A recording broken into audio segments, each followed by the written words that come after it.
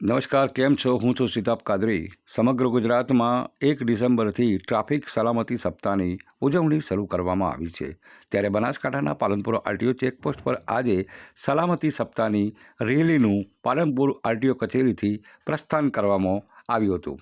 બનાસકાંઠા જિલ્લા traffic police અને RTO વિભાગના સંયુક્ત ઉપક્રમે આ કાર્યક્રમ યોજાયો હતો.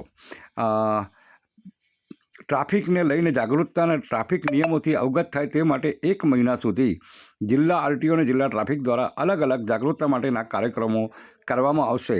તે માટે આજે શપથ પણ આરટીઓ અને જિલ્લા પોલીસ કર્મચારીઓ લીધી હતી. સાંભળો પીઆઈ જાડેજા.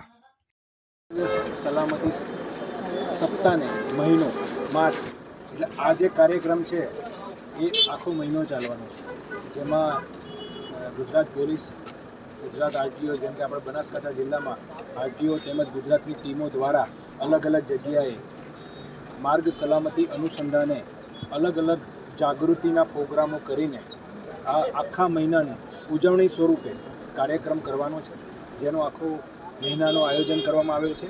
અને આજ રોજ આરટીઓ કચેરીએ પોલીસ ડિપાર્ટમેન્ટ તેમજ આરટીઓ ડિપાર્ટમેન્ટ અને નાગરિકો દ્વારા અત્રે એકત્રિત થઈ આ કાર્યક્રમની ઓપનિંગ કરવામાં આવ્યું છે.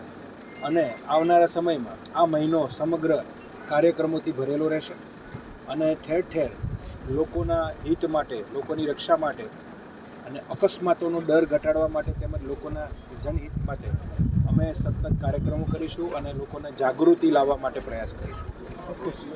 ટ્રાફિક પીઆઈ જાડેજાએ જણાવ્યું હતું કે સમગ્ર ગુજરાતમાં રોડ સેફટી સલામતી માટેના કાર્યક્રમો ઉજવવામાં આવશે. 1 મહિના સુધી જાગૃતતા માટે વિવિધ કાર્યક્રમો યોજાશે.